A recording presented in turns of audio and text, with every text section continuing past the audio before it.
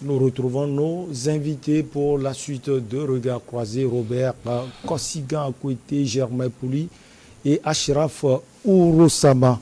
On prend la direction de l'Afrique du Sud. Le président sud-africain Cyril Ramaphosa sera reçu à la Maison-Blanche par son homologue américain Joe Biden le 16 septembre à venir. Les deux dirigeants discuteront des possibilités d'approfondir leur coopération en matière de commerce et d'investissement d'infrastructures, de climat et d'énergie, sans oublier la santé. Robert Kossigan Akouete, après la visite de Anthony Blinken récemment, ça fait à peu près un mois, voilà le président Cyril Ramaphosa qui se déplace aux États-Unis d'Amérique. Oui, vous savez que d'abord Ramaphosa est courtisé par les États-Unis parce que l'Afrique du Sud n'a pas clairement montré ou ne s'est pas opposé à la Russie. Et l'Afrique du Sud a voulu rester neutre. Il n'a pas voté cette résolution contre la Russie. Ensuite, quand vous prenez un peu la balance commerciale, les États-Unis viennent en deuxième position, je crois, après la Chine sur le plan économique. Et donc, je crois Biden va vouloir courtiser Ramaphosa pour qu'il puisse soutenir l'Occident contre la Russie. Et puis, n'oubliez pas que les relations entre la Russie et l'Afrique du Sud sont au beau fixe. Je ne crois pas que Biden va pouvoir changer après avoir reçu Ramaphosa ses idées ou toutes les relations entre l'Afrique du Sud et la Russie. Ensuite, n'oublions pas que l'Afrique du Sud appartient aussi aux BRICS. Voilà, comme la Russie. Comme la Russie aussi. Donc, je crois qu'ils vont discuter de tout ça. Et l'Afrique du Sud pesant très lourd sa voix portant sur le continent africain, je crois qu'il sera de bon ton du côté de Biden de lui faire la cour. Mais je ne crois pas que beaucoup de choses vont changer vu tout ce que l'Afrique du Sud a traversé, les relations qu'il a eu à bâtir avec les BRICS et la Russie, sa neutralité qu'elle est en train de jouer aujourd'hui. Et donc, nous sommes en politique, nous sommes en diplomatie.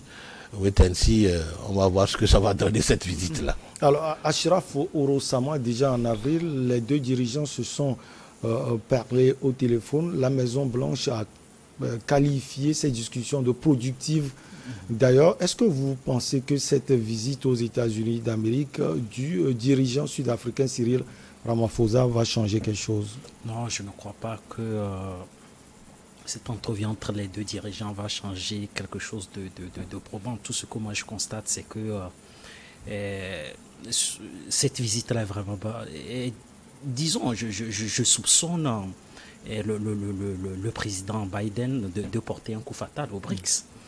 Parce que pour des raisons de géopolitique, il y a quand même des États quand même assez émergents qui essaient de faire face à la concurrence occidentale. Donc aujourd'hui, avoir une séance de travail avec le président sud-africain Cyril Ramaphosa constitue une sorte de stratégie pour affaiblir. Mais ce qu'il faut savoir, c'est que cette séance de travail, d'après le communiqué officiel de la présidence, il y aura une séance de travail portant sur des questions d'intérêt commun, que ce soit régional ou mondial. Et les deux pays en ont besoin. Oui, les deux pays en ont besoin. C'est traditionnel d'ailleurs. Oui, traditionnel. Les deux pays en ont besoin. Je ne dirais pas qu'il y a une hégémonie économique de l'Afrique du Sud sur le continent, mais on sait très bien qu'aujourd'hui, l'Afrique du Sud et le Nigeria sont des têtes de proue lorsqu'on essaie de faire le classement économique sur le continent. Donc les États-Unis ont intérêt à nouer des relations avec ces pays-là. Et n'oubliez pas qu'aujourd'hui, l'Afrique du Sud a quand même une position quand même assez intéressante que les États-Unis et le monde occidental approuvent. Parce que c'est, disons, position équilibriste qui consiste à ne pas, disons, condamner de manière frontale l'invasion de l'Ukraine par la Russie. Cette position-là, elle est quand même hyper intéressante pour le monde occidental. Bon, maintenant, pour les questions d'ordre économique, je ne crois pas qu'il y aura pas de changement majeur. Mais voilà, on peut quand même s'attendre à des traités d'ordre commercial et d'ordre militaire. On ne sait jamais. Donc, tous les États ont le droit d'afficher leurs intentions, de réaliser leurs prétentions les plus légitimes. Bon, l'autre point qu'on oublie aussi, c'est que le secrétaire d'État américain, Blinken, avait dit qu'ils ont l'ambition de contrer l'influence russe et chinoise sur le continent, voire même turque sur le continent. Donc, je crois qu'ils sont dans leur logique.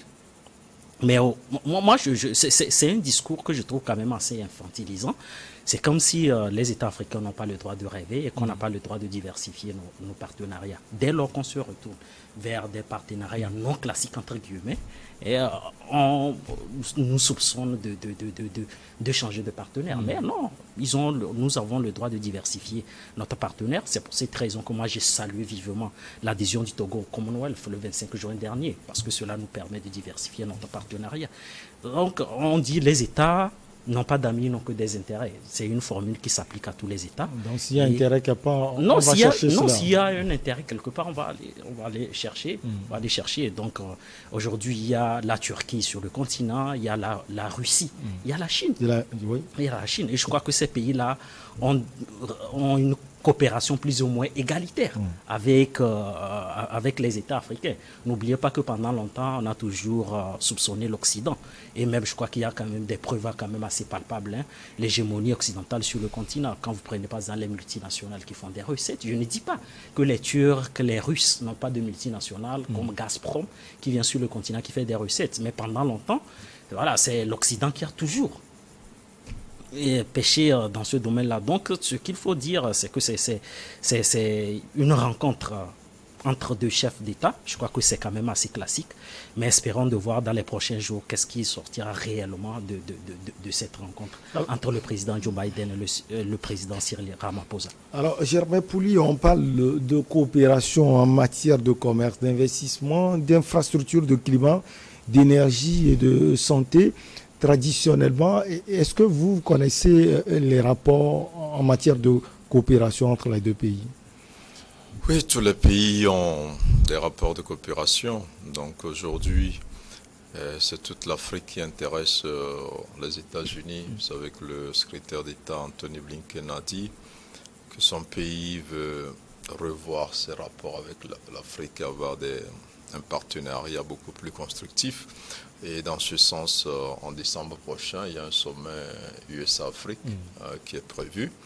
Et un prélude à ce sommet-là, je pense que Joe Biden prépare le terrain avec un pays comme l'Afrique du Sud, qui est en réalité le pays le plus développé en Afrique. Parfois on dit le Nigeria, mais je ne pense pas que ce soit vraiment le Nigeria. Et donc cette rencontre-là n'est pas fortuite au moment où ils l'ont dit. Il y a cette invasion, cette guerre Russie-Ukraine qui n'a pas été condamnée par l'Afrique du Sud, tout comme la Chine et l'Inde qui sont quelques membres des BRICS. Et donc aujourd'hui, il y a certainement l'influence chinoise qui inquiète les États-Unis depuis longtemps. La guerre Chine-États-Unis ne se joue pas seulement à Taïwan, ça se joue aussi en Afrique. Il y a la Russie sur le plan militaire, pas économique mais militaire aussi, qui est assez influente. Il y a la Turquie aussi qui monte. Et donc l'Occident en général veut revoir sa position par rapport à l'Afrique. Et un président comme le président sud-africain est une bonne porte d'entrée aussi pour mieux préparer ce qui va se faire en décembre à Washington. Et on sait, on pourrait dire que ça ne va rien changer, mais en même temps, ça peut changer énormément parce que au moment où on s'apprêtait à attaquer Kadhafi à l'époque, c'était l'époque de Thabo Mbeki. L'Afrique du Sud était opposée à cette attaque. Mais il a fallu que le président français d'alors, Sarkozy Thabo Mbeki C'était à Thabo Paris. Mbeki ou bien Jacob Zuma? C'est Thabo? C'est Thabo Mbeki. C'est Thabo. C'est Jacob Zuma. C'est Jacob Jacob? Zuma. Ouais, c'est Jacob Zuma. Ah d'accord, Jacob Zuma. Il s'est même proposé à aller à Aller. Libye et rester Voilà. sur le tarmac. Mais quand il est allé à Paris, il est revenu, c'est fini. il On s'est l'a tué. plus entendu. Donc, vous voyez, Malheureusement. c'est pour dire, c'était la seule voix de l'Union africaine à l'époque qui était opposée à cette attaque-là. Et donc aujourd'hui, les Américains comprennent que en Afrique, c'est déjà le seul pays qui pèse et qui est dans les BRICS. Où il y a le Brésil, il y a la Russie, il y a l'Inde, la Chine et les États-Unis, donc qui forment un poids important aujourd'hui, qui veulent changer même l'ordre du monde parce qu'ils pensent que l'ordre est dirigé aujourd'hui par les États-Unis. Ils sont en train de former un bloc qui va même s'agrandir parce qu'il y a d'autres pays qui frappent à l'entrée des BRICS. Il y a le Nigeria qui veut intégrer, il y a le Mexique, il y a l'Indonésie et le Kenya même aussi est candidate au BRICS. Donc ça va quand même changer beaucoup de choses. Et l'Occident se remet en cause face à ce redimensionnement de la scène diplomatique et économique mondiale. Et je pense à un président sud-africain qui ne sera pas du tout complexé, qui ira parce qu'il sait que les Américains aujourd'hui font la cour aux Africains et on lui donne cette préséance-là d'être reçu avant décembre et la rencontre avec les autres présidents africains qui seront invités à Washington. Alors, qu'est-ce qui va se passer? C'est vrai que pour le moment, on met les intérêts économiques en jeu, les intérêts liés aussi à l'environnement, au climat. Et il faut revenir de cette rencontre avec un résultat. C'est sûr que les Américains et les Sud-Africains vont signer certains accords à l'issue donc de cette rencontre. Mais en même temps, vous voyez que c'est la Chine qui est en ligne de mire parce que à partir du moment où les Chinois ont réussi à construire les BRICS avec ces grands pays émergents, avec un pays comme l'Inde qui joue sur les deux tableaux. Les deux tableaux, oui. C'est un pays qui est aussi proche des États-Unis, qui est ouais, aussi proche de la Chine. Et de la Chine. Donc après, je pense que les Sud-Africains vont s'inscrire dans la même démarche et suivre leurs intérêts. Ils peuvent appartenir à différents blocs, ils peuvent avoir plusieurs alliés qui ne s'entendraient pas forcément. Et c'est un jeu auquel les Africains doivent aussi savoir jouer. Vous voyez, aujourd'hui, on dit les Américains, les Russes ne s'entendent pas. Mais les deux s'entendent pour aller sur Mars et ailleurs. Il a fallu que les Russes disent dernièrement ils n'iront pas. Donc, on nous fait croire que les gens se querellent, mais en réalité, ils travaillent sur ensemble. des plans, oui. Et donc, je crois qu'aujourd'hui, à ce jeu-là, il faut que les Africains aussi se redéfinissent, qu'ils ne restent plus dans les partenariats traditionnels qui les empêchent de se développer, alors que ces pays-là n'ont pas d'amis, ils n'ont que des intérêts, ils scellent les partenariats comme ils veulent. Et donc j'espère que l'Afrique du Sud va pouvoir tirer son épingle du jeu. Et Joe Biden aussi, il faut le rappeler, voudrait se rattraper par rapport à l'époque Trump, où on attribuait des propos à Trump, on montrait que Trump avait une mauvaise image de l'Afrique. À l'époque, il n'avait pas su en son temps donc reconstruire les relations entre les États-Unis et l'Afrique. Aujourd'hui, Joe Biden essaie de le faire à une période assez délicate où tout l'Occident en général est en difficulté en Afrique, notamment dans des pays comme le Mali, la Centrafrique et sur le plan économique dans de nombreux pays où donc la Chine aujourd'hui a le vent en poupe. Et donc c'est de bonne guerre, ce qui se fera à Washington c'est demain, je pense. Oui, demain. La rencontre, c'est sur demain. Le 16 septembre. Et ben, on espère que l'Afrique du Sud va pouvoir discuter d'égal à égal. Parce que c'est la grande puissance continentale en ce moment. Et que les Américains qui n'ont pas caché donc leur intention de revoir en fond et en comble donc les relations avec l'Afrique. On espère que en décembre aussi les autres pays africains auront leur part en termes de nouvelles propositions américaines sur le nouveau partenariat. L'Afrique, donc, courtisée par tout le monde finalement. Germain a sorti quelque chose qui est intéressant. Il va falloir aussi que l'Afrique se réinvente. Oui, ça c'est l'obligation de l'heure. Il faut sortir de l'autre tracé, du tracé colonial où l'Afrique est toujours en attente, où les gens dictent ce que l'Africain doit faire chez lui. Donc, nous ne sommes plus à cette ère-là. Donc aujourd'hui, je crois que Ramaphosa, qui ont eu déjà à fustiger certains propos de Blinken, quand Blinken menaçait alors les pays africains qui vont vouloir acheter que ce soit je crois l'énergie, tout ce qui est lié avec l'énergie ou même le blé russe, qui aura des sanctions. Les voix se sont élevées en Afrique du Sud pour condamner alors ces propos. Donc je crois aujourd'hui que c'est un Ramaphosa qui sera dans la peau de l'Africain, qui discutera d'égal à égal avec Biden, ne serait-ce que dans l'intérêt du continent africain et du peuple sud-africain. Aujourd'hui, je crois que les relations entre l'Afrique et l'Occident et les États-Unis sont décomplexées. Je ne crois pas que le Togo a écrit une lettre à la France avant de faire les démarches pour appartenir au Commonwealth. Et donc, je ne crois pas aussi que Ramaphosa aura froid aux yeux à dire ou à demander aux États-Unis ce dont a besoin le peuple sud-africain de chez eux. Ce serait un partenariat gagnant-gagnant. Je n'ai plus venir dire que nous voulons ça. Moi, je crois aujourd'hui que cette guerre qui a été organisée par Sarkozy, si c'est à nos jours, on ne peut pas venir comme ça dégager Kadhafi, ce serait un peu difficile. Aujourd'hui, l'Africain n'a plus froid aux yeux, puisque l'élite africaine est formée dans les mêmes écoles que ceux qui dirigent aujourd'hui l'Occident. Ah oui. Quand nous prenons, même des Togolais ont fait avec, que ce soit Ségolène Royal, Jacques Chirac et tout. Il y a des Togolais qui ont fait l'ENA avec eux. Seulement qu'ils n'ont pas eu la chance de diriger le Togo ou de faire ce que Chirac a fait pour la France. Donc aujourd'hui, il faut décomplexer les relations, aller négocier des choses qui vont dans l'intérêt et non de brader nos ressources. C'est-à-dire quoi? Que nos dirigeants cessent de brader nos ressources, qu'on donne la chance à nos investisseurs, à nos opérateurs économiques, alors de gagner du marché, tant sur le plan national qu'international, qu'on permette à ce que nos pays aussi tirent l'épingle du jeu, parce que on a trop sacrifié nos biens.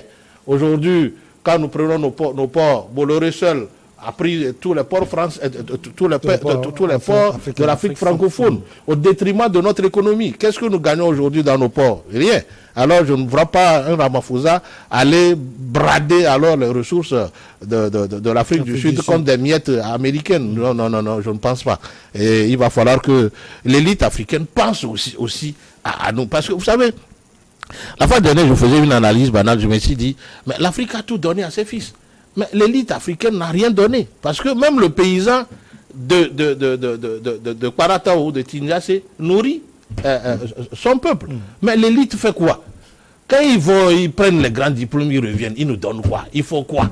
Non, ils durcissent la vie. Même, ils ne donnent pas un bon rendement. Donc, l'heure a sonné que les gens cessent de dire, voilà, je suis panafricain, qu'on construise des châteaux dans la tête des gens, or que sur le terrain, ils n'apportent rien. Ce n'est pas la même réalité. Ce n'est pas la même réalité. Moi, j'ai dit, même si vous n'êtes pas au pouvoir, par des actions sociales, on peut apporter quelque chose de bien.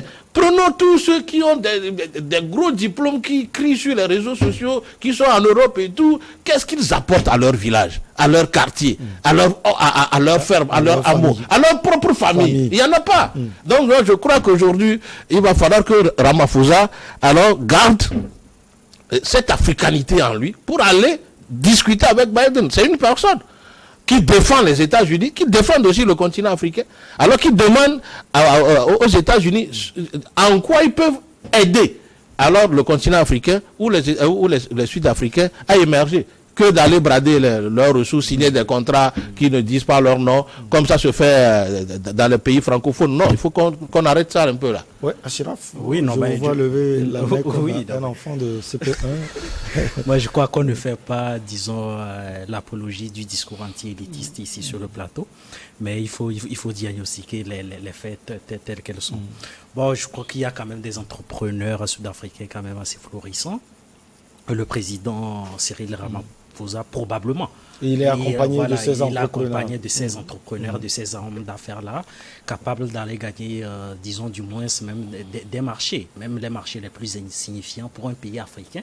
C'est quand même c'est important, c'est important. Bon, mais je crois que l'Afrique du Sud est un pays anglophone et je crois que les anglophones ont réussi vraiment à vulgariser ce qu'on appelle les vertus de l'économie libérale.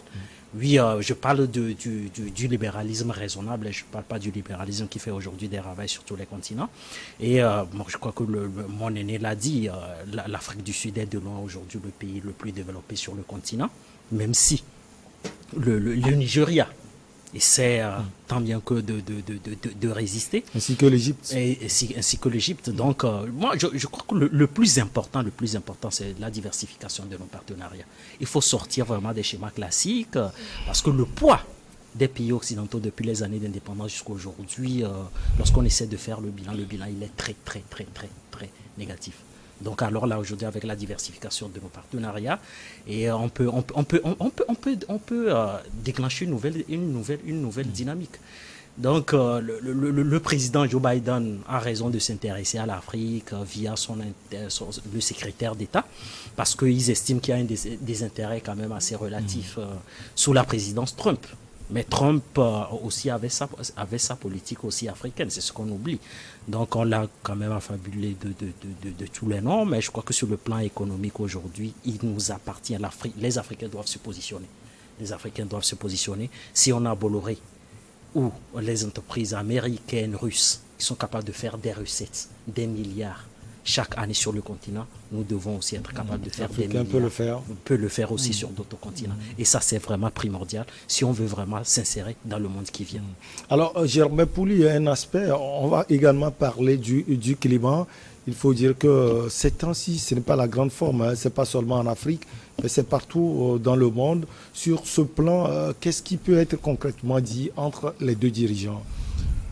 Vous savez que les États-Unis, la Chine, l'Inde sont parmi les pays les gros pollueurs de la planète.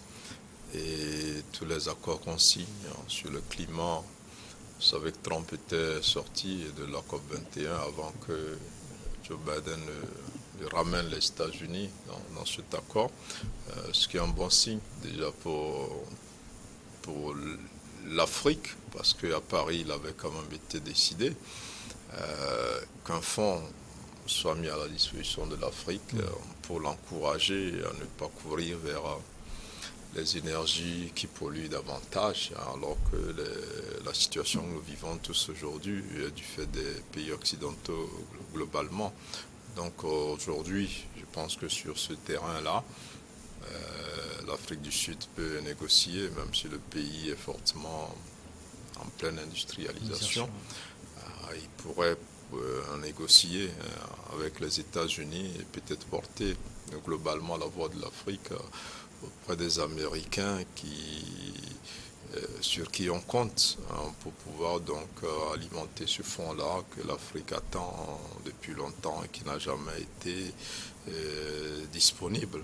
Donc maintenant qu'avec Joe Biden, les États-Unis se réengagent, c'est une bonne nouvelle donc, pour l'Afrique. Mais je crois que ce sommet et cette rencontre reste totalement bilatérale entre un pays et un autre pays, entre deux pays. Il ne faut pas trop compter sur Cyril Ramaphosa pour aller défendre l'Afrique là-bas à chaque moment. Il va prêcher pour sa chapelle. Et donc aujourd'hui, comme je le disais, les États-Unis ciblent beaucoup plus la Chine. Il y a aussi un autre pays qui monte aussi, c'est l'Inde, mais qui n'est pas une réelle menace pour les États-Unis. Et donc aujourd'hui, les entreprises chinoises sont un peu partout en Afrique et renforcent leur présence d'ailleurs. Sur le plan économique, peut dire que les Chinois ont damé le pied en tous les pays occidentaux. C'est seulement sur le plan militaire et diplomatique qu'on peut encore considérer les États-Unis comme une grande puissance. Économiquement, c'est déjà la Chine.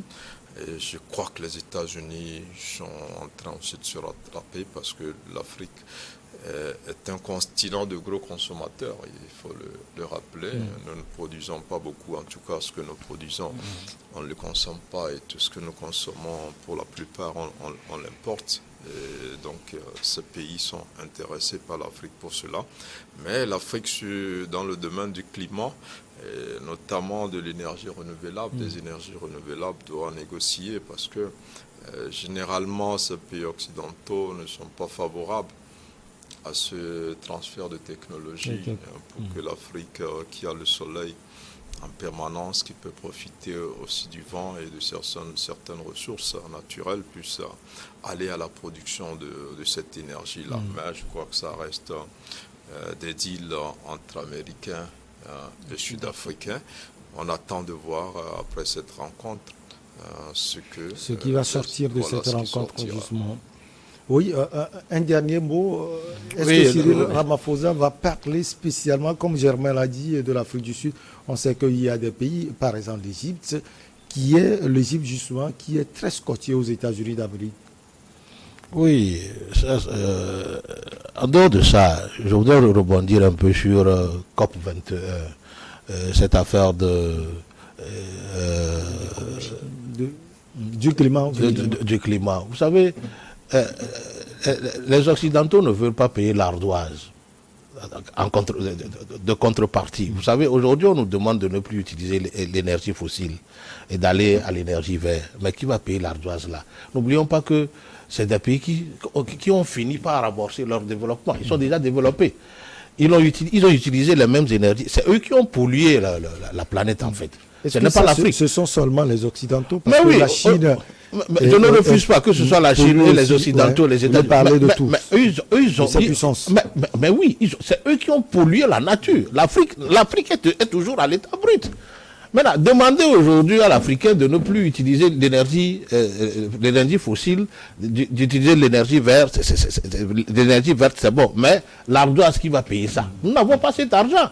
Aujourd'hui, vous savez, allez un peu dans nos contrées. Qui peut utiliser aujourd'hui facilement l'énergie solaire? Ceux qui même font l'expérience au Togo, c'est à coût d'argent. Maintenant, qui va payer cette ardoise-là? On nous pousse à aller vers une technologie qu'on n'en a pas. Même l'énergie fossile, on l'a, mais on l'a que à l'état brut, puisque même le Nigeria ne fait pas, ne raffine pas son pétrole. Aller en Afrique centrale, il y a les avions ne volent pas. La question intéresse, on va marquer la pause puisque Achiraf aussi veut ajouter. Voilà. On marque la pause pour le journal et on vous retrouve pour la suite de l'émission Regard croisé.